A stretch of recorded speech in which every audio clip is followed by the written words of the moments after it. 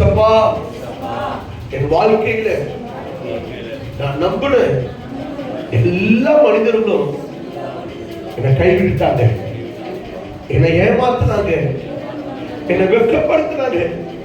இன்னைக்கு அனாதையா ஒரு பைத்தியத்தை போல நிக்கிறப்பா. என் கையை பிடிங்கப்பா.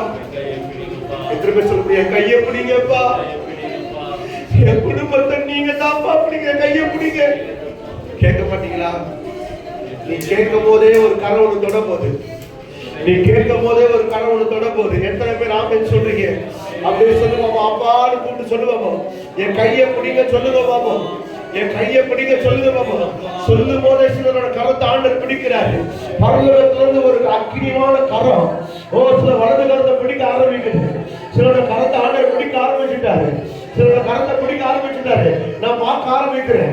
சில கரத்தை பிடிக்க ஆரம்பிச்சுட்டாரு. சில கையெல்லாம் சொத்த பற்றி எரியுது. காரணம் சொத்த ஒரு கரம் உன்னை பிடிச்சுட்டே இருக்குது.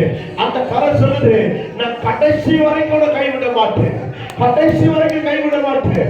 உனக்கு சொன்னதை செய்து முடிக்கிற வரைக்கும், உனக்கு சொன்னதை செய்து முடிக்கிற வரைக்கும் நான் உன்னை கைவிட மாட்டேன் வாக்குத்தத்தம் எடுக்கிறார்.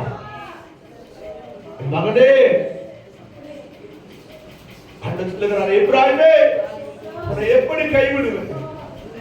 நீங்க ஆண்டவர் உள்ளவா சொல்ல, நான் எப்படிப்பா உன்னை கைவிடுவேன், உன்னை எப்படி கைவிடுவேன்? யாருமே கட்டி சொல்லு.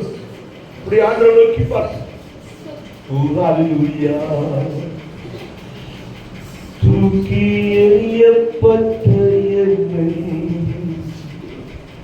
வேண்டும் என்று சொல்லி சேர்த்து கொண்டேன்.